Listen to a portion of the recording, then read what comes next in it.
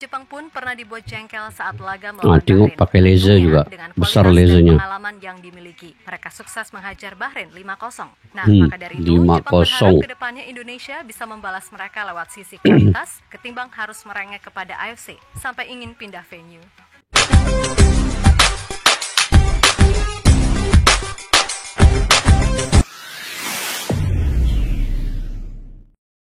Assalamualaikum dan salam persaudaraan. Selamat bertemu kembali guys di channel Askalani Studio. Oke guys, pada malam ini Indonesia di U17 akan melawan dengan Australia. Ini adalah antara hidup mati timnas Indonesia di U17 untuk kualifikasi Piala Asia U17 ini. Sebelum ini Indonesia menang lawan Kuwait 1-0, menang lawan Mauritius 10-0 dan kini akan melayani Australia pada malam ini, dijangkakan dalam jam 21.00 waktu Indonesia. Dan apa persiapan Nova Arianto? Kita mendoakan semoga semangat juang pemain-pemain di U17 ini akan beroleh kemenangan pada malam ini. Penting perlawanan malam ini guys, karena ini akan menentukan Indonesia berada di kedudukan posisi yang pertama dan juga lolos ke peringkat seterusnya. Apapun kita akan menantikan apakah yang berlaku, dan saya tidak berapa melihat secara keseluruhan pemain-pemain Indonesia di U17 ini, tetapi dari segi perlawanan dan juga kemenangan dua perlawanan sebelum ini, Indonesia nampaknya punya peluang. Pada malam ini adalah penentunya. Melawan Australia ini adalah penentu untuk Indonesia melaju ke babak seterusnya. Saya percaya Indonesia bisa mengalahkan Australia dengan kekuatan dan juga kondisi pemain serta taktikal daripada Nova Arianto. Mudah-mudahan kita mendoakan mereka pada malam ini akan sukses ya. Dan sekarang ini Indonesia di peringkat senior pula akan menghadapi kualifikasi Piala Dunia ronde ketiga 2026 dan juga akan menghadapi Piala AFF juga di bulan Desember ini.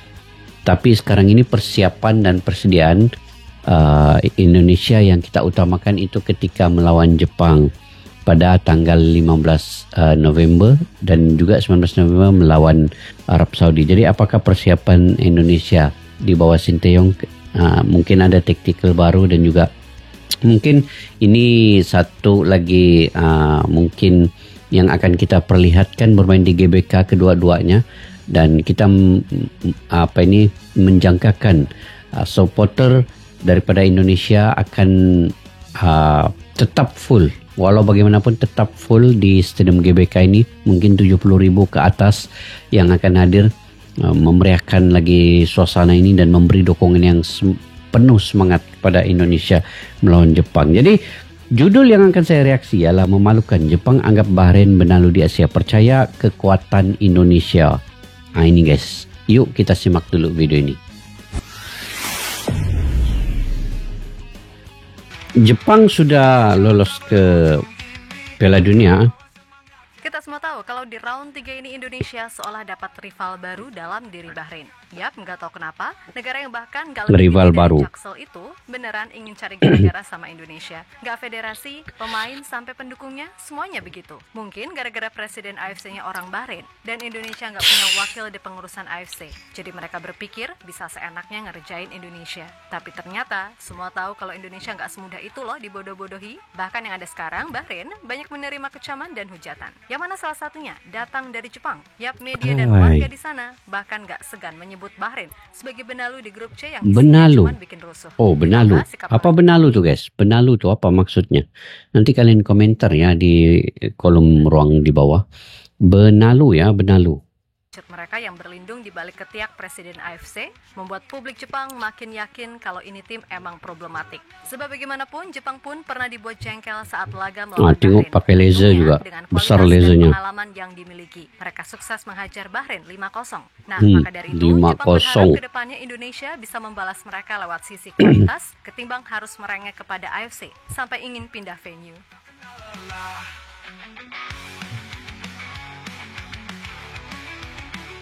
Sampai ingin pindah venue ya guys. Rivalitas baru Indonesia di Timur Pada Tengah, awalnya, Bahrain. semua mengira kalau China akan jadi tim yang paling berisik di grup C. Lantaran media mereka sebelum ini adalah yang terbilang julid. Tapi semua yang dilakukan China sejauh ini masih terbilang normal, terutama ya soal ke Indonesia. Namun siapa sangka, justru Bahrain ternyata adalah biang kehebohan sebenarnya di grup ini. Terutama ya setelah kontroversi laga melawan Indonesia viral di mana-mana. Asli, beneran abis deh mereka. Namun bukannya kapok. 90 Lukaku tambah 6 Xavi. Woi. Sampai jadi begini ya. Bahrain ini justru bikin semua pihak tambah gedek dan geli usai mereka merengek kepada AFC buat mindahin laga leg kedua melawan Indonesia di tempat netral. Sontak semuanya pun kompak menyebut Bahrain ini pengecut. Ditambah selebgram tolol asal negara tersebut diketahui udah menghina lagu Indonesia Raya. Dimana itu membuat banyak pihak makin gak habis pikir sama negara yang satu ini.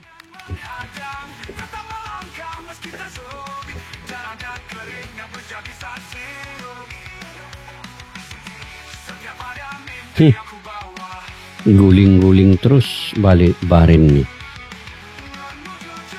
Jepang anggap Bahrain benalu ya, benalu. Benalu nih, apa benalu nih guys?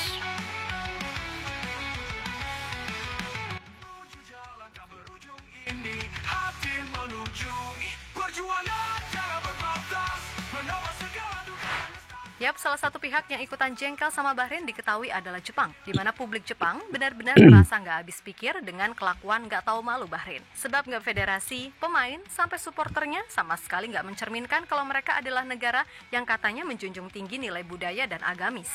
Yap, menurut Jepang, Bahrain tak ubahnya macam pengecut yang bersembunyi di balik ketiak Presiden AFC. Dan Jepang juga tak segan mengatakan Bahrain adalah benalu di grup C. Maka dari itu Jepang pun berharap khususnya kepada Indonesia agar tak terpancing serta membalas mereka lewat kualitas permainan di atas lapangan. Karena itulah yang dilakukan oleh Jepang saat main melawan Bahrain, yang mana Jepang merasa jengkel karena lagu kebangsaan mereka diejek. Kemudian saat main supporter mengganggu dengan peluit-peluit serta sorotan laser. Tapi karena pengalaman dan kualitas yang dimiliki, Jepang mampu membalasnya dengan kemenangan 5-0. Jepang dia punya pemikiran sudah di tahap level yang tinggi ya. Tidak mudah terpancing dengan provokasi Jepang nih. Dia main seperti biasa dan juga ketenangan. Sebab mereka tahu bermain dengan emosi itu akan merosakkan permainan, merosakkan taktik strategi mereka. Di sisi lain, mengenai laga melawan Indonesia, Hajime Moriyasu meyakini kalau laga November nanti nggak akan berjalan mudah. Sebab seperti yang pernah ia katakan sebelumnya, kalau suasana di GBK bisa jadi akan menjadi tantangan tersendiri, selain tentunya melawan fighting spirit tim Garuda yang bertekad bangkit. Ya, bagi Moriyasu, apapun yang terjadi, Indonesia memang telah mengalami peningkatan pesat di bawah Shin Tae-yong. Sehingga hanya karena kalah sekali, bukan berarti Indonesia ini bisa dianggap gagal. Dan ia meyakini di pertemuan kedua melawan Bahrain, Indonesia akan berhasil menang. Insya Allah. Indonesia telah berubah menjadi tim yang solid dan penuh semangat juang. Bahrain harus siap menghadapi pertarungan yang lebih sulit dari perkiraan dari pertemuan pertama. Ucap Moriyasu dikutip dari situs AFC. Lebih lanjut soal GBK, salah satu yang menjadi tantangan bagi pemainnya adalah hawa pengap dan panas di dalam stadion jika full house. Yang mana sejatinya itu juga pernah diutarakan oleh Tom Haye saat pertama kali merasakan sendiri full house yang memang full house nih. Namun untuk sekarang, mungkin hanya May Silgers dan Eleanor Reinders yang mudah-mudahan bisa adaptasi dengan cepat dengan atmosfer di GBK. Seperti hal yang selalu kami lakukan, kami akan mempersiapkan yang terbaik yang kami bisa untuk memenangkan pertandingan. Hal terberat yang ada kali ini adalah pertarungan melawan panas. Kemampuan kami untuk bisa tampil di level kami bakal jadi kunci. Ucap pelatih 56 tahun tersebut dikutip dari CNN. Oke, kalau Shin Tae-yong turunkan pemain-pemain diaspora ke semuanya, terutamanya di bagian lini serang, ada Orat Mangun, Rafael Struijk, Eleanor Reinders. Kemudian Tom Haye di gelandangnya, Tom Haye, Ivar Jenner, dan juga Marcelino mungkin bisa diturunkan juga, ataupun mungkin ada pilihan lain. Sandy Walsh juga bisa main di situ. Di bagian pertahanan sudah tentu Bang J, Justin Hubner, Jordi Amat ada pilihan di situ, dan Miss Hilgers. Kalau ada Kevin Dix. Jadi 5 pilihan sudah di bagian lini pertahanan. Martin Paes pasti akan yang menjadi yang terakhir untuk Indonesia. Ini bisa mengimbangi Jepang nanti. Tetapi kalau Indonesia dapat penyerang baru lagi bagus sebenarnya, lagi bagus untuk tactical baru daripada Sinteyong. Apapun, Sinteyong sudah punya pengalaman yang baik ketika berada di China. Dengan mungkin salah percaturan, dia akan memperbaiki sebaik yang mungkin ya. Oke, kita lanjut guys.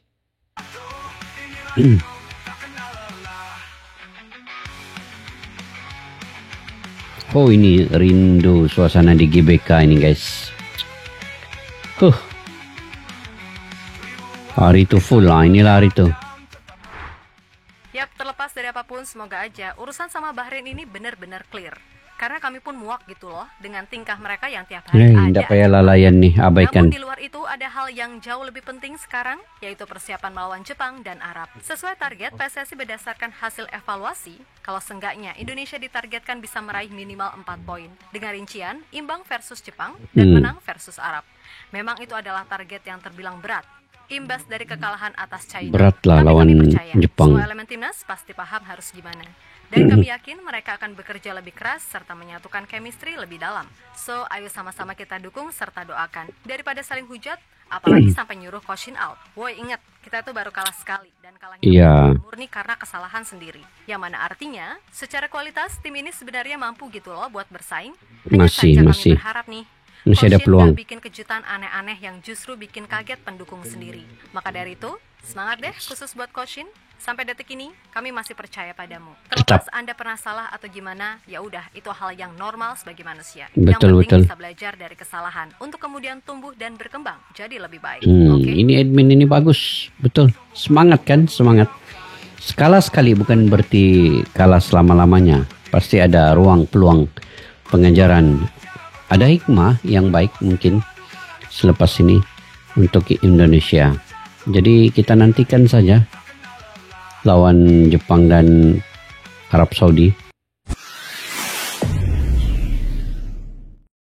Memang gitu guys, setiap perlawanan, setiap pertandingan ada kalah dan menang. Dan kadang-kadang jurulatih atau pelatih, coach pasti mungkin akan ada sedikit kesilapan. Tetapi dia cepat mengambil pengajaran daripada kesalahan itu, pasti akan membuat lebih baik di perlawanan akan datang. Jadi itu yang kita perlu beri dukungan sepenuhnya, beri sokongan sepenuhnya dan semangat untuk Sinteyong, untuk strategi dan taktikal ketika melawan Jepang. Siapa sangka nanti dan siapa menduga kalau Indonesia bisa mengalahkan Jepang. Tidak mustahil, tapi berat memang berat. Di atas kertas datanya Jepang memang unggul di hadapan. Tetapi itulah tidak mustahil. Kalaulah Indonesia dapat mengalahkan Jepang, apa cerita? Sinteyong pasti akan mendapat pujian. Jadi kita bagi dia masih ada peluang. Kalah sekali itu bukan berarti gagal selamanya ya. Indonesia masih ada peluang ya. 6 lagi perlawanan yang perlu ditempuhi itu. Apa saja boleh berlaku. Bermain 4 kali di GBK dan 2 kali di kandang lawan. Indonesia masih punya peluang berada di kedudukan keempat, ketiga dan kedua ini sebagai ketiga keempat sebagai runner up. Jadi mudah-mudahan kita mendoakan dengan memberikan dukungan semangat 70,000 supporter yang datang ke GBK itu mungkin akan mendownkan semangat-semangat main Jepang dan juga Arab Saudi. Siapa tahu kan? Jadi kita tidak tahu. Mungkin dari segi kekuatan mental itu bisa berubah oleh dukungan-dukungan kalian semua, dukungan supporter dan sebagainya. Sebab itu Bahrain apabila diserang situs-situsnya, diserang media sosialnya, mereka juga berubah daripada segi mental mereka. Mereka jadi takut, mereka jadi ketar-ketir. Jadi ini kan pula di stadion yang punya supporter sebegitu. Pasti ada kegerunan pemain pihak lawan untuk menghadapi timnas Indonesia itu.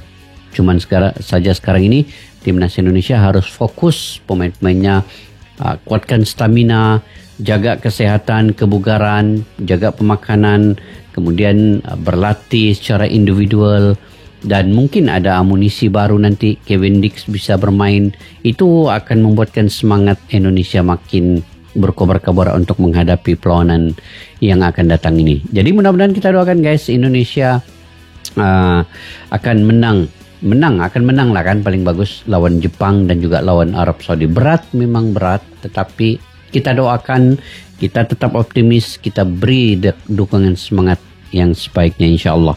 Apa saja boleh berlaku guys. Saya itu saja dalam kepala nih. Apa saja boleh berlaku. Tim yang kuat pun kalau dia mau kalah, dia akan kalah. Jadi kita doakan Indonesia dapat mengalahkan Jepang juga. Dulu kita sangkakan Indonesia menang lawan China kan.